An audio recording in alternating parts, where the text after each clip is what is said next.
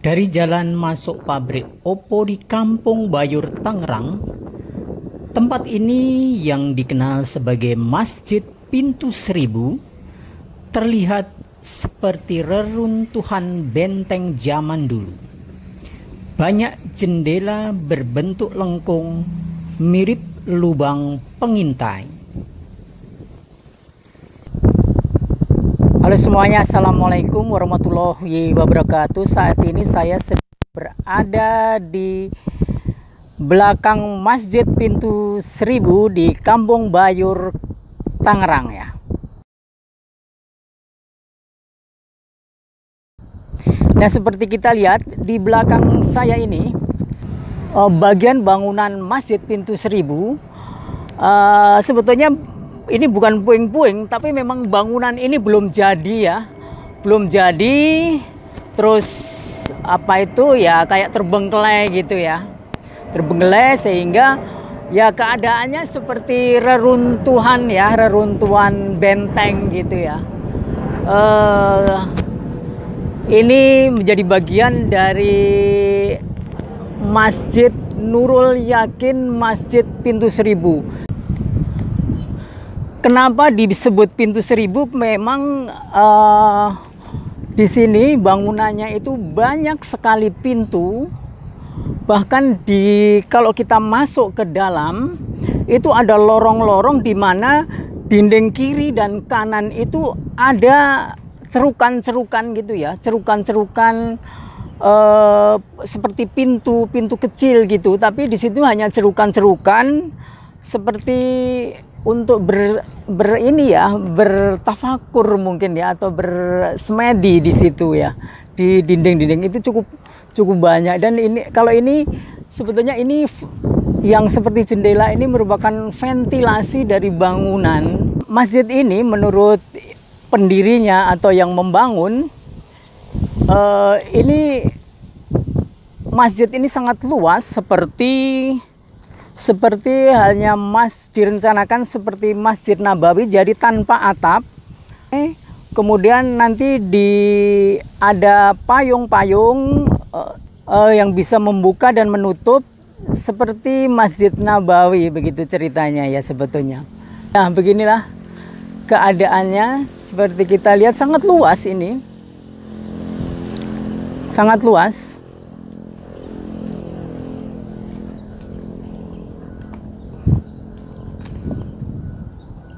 Nah, itu yang ditumbuhin rumput ini sebetulnya adalah lantai, mana di situ ada lorong-lorong, ada pintu-pintu, ada lorong-lorong.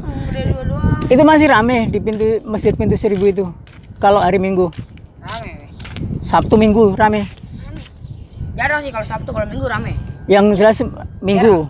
Ya. Minggu. Masjid Agung Nurul Yakin Pintu Seribu terletak di Kampung Bayur, Kelurahan Priok, Tangerang. Mobil besar tidak bisa sampai di lokasi karena letaknya di perkampungan dengan gang-gang sempit. Mobil besar biasanya parkir di pinggir Jalan Raya Bayur. Sedangkan mobil kecil bisa parkir di perkampungan melalui Jalan Kampung Bayur, Masjid Pintu Seribu 1 dan Masjid Pintu Seribu 2. Ya, beginilah suasana Kampung Bayur, di mana kita akan menuju ke Masjid Agung Nurul Yakin Pintu Seribu. Jalannya sih cukup untuk mobil kecil ya. Dan kalau misalnya berpapasan kita masih bisa minggir karena selokannya sudah ditutup rapi ya, untuk mengantisipasi kalau ada mobil yang mau berpapasan, mobil kecil ya. Jalannya lumayan juga, kira-kira 500 meter lah dari jalan raya. Kalau kita misalnya pakai bis, terus bisnya harus parkir di tepi jalan raya, kita harus jalan kaki melewati perkampungan melewati perkampungan, dan beginilah suasana perkampungan di Kampung Bayur.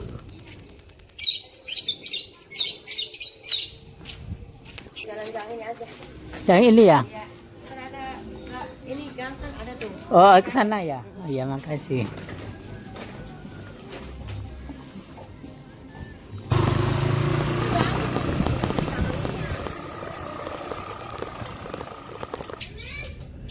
Gapura besar menyambut kedatangan para peziarah. Masjid Pintu Seribu merupakan salah satu bukti sejarah penyebaran agama Islam di daerah Tangerang. Penyebaran agama Islam di daerah Bayur ini dilakukan oleh Syekh Ami Al-Fakir Mahdi Hasan Al-Qudrotilah Al-Mukodam. Nah, siapa Syekh Al-Fakir itu? Syekh Al-Fakir adalah keturunan ke-6 dari Syekh Syarif Hidayatullah Cirebon. Nasabnya adalah Syekh Ami Al-Fakir Mahdi Hasan Al-Qudrotilah Al-Mukodam bin Hasan bin Haji Andreas bin Haji Bahrul Ulum bin Haji Faisal bin Pangeran Jaya Lelana bin Syekh Syarif Hidayatullah. Penampilan Syekh Al-Fakir kesehariannya biasa-biasa saja, tidak mengenakan jubah maupun sorban. Makanya banyak yang menyebutnya Al-Fakir. Awalnya beliau ini tinggal di Rawa Bogor dan mengaji dengan Syekh Ami Abbas Rawa Bogor. Lalu beliau ditugaskan untuk berdakwah di daerah Bayur. Beliau berdakwah dengan mendatangi langsung masyarakat yang tinggal di daerah itu dan membangun musola. Memang setiap tempat berdakwah, beliau akan membangun musola.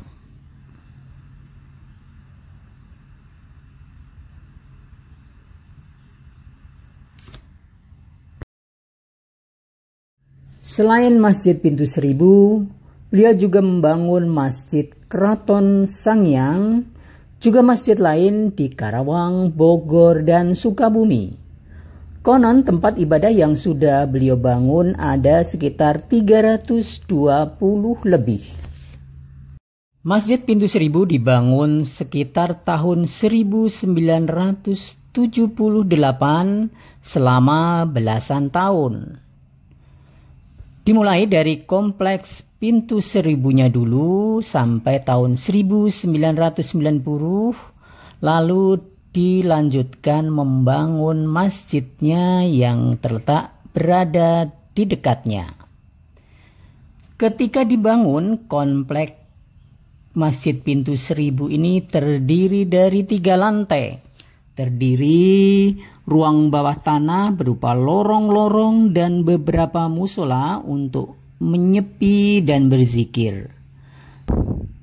Kemudian ada ruang-ruang besar untuk majelis serta ruang terbuka di mana akan dipasang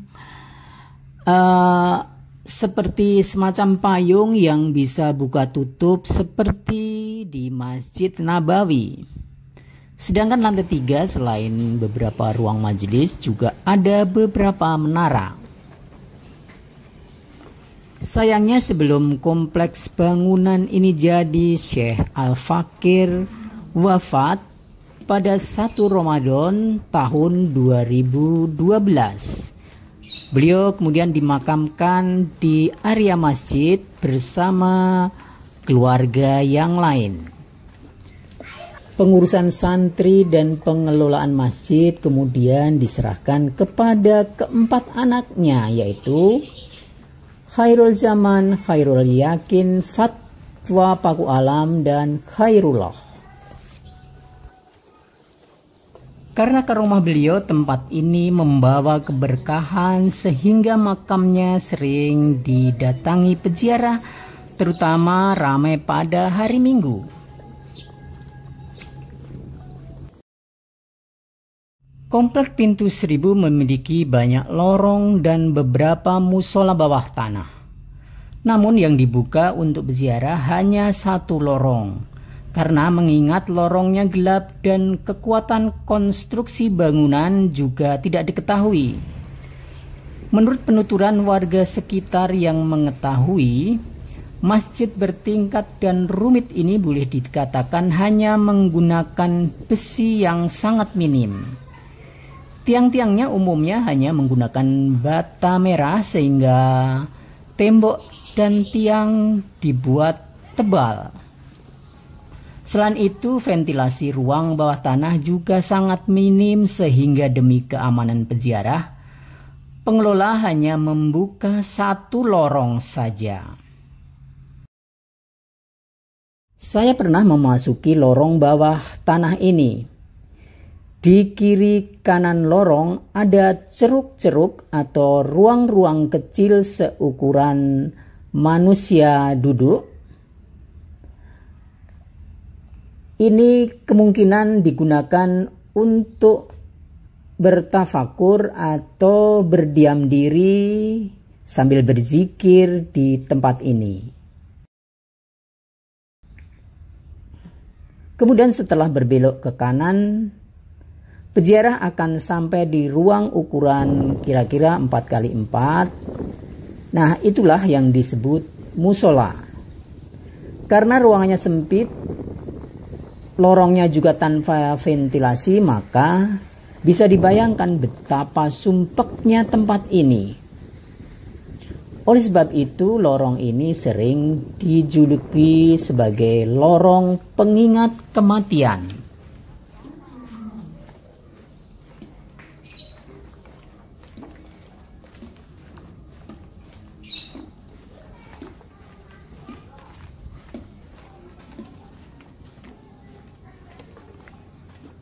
Oke teman-teman, begitulah gambaran sekilas tentang keadaan Masjid Pintu Seribu di Kampung Bayur, Kelurahan Priuk, Kota Tangerang. Sampai jumpa di video saya selanjutnya. Wassalamualaikum warahmatullahi wabarakatuh.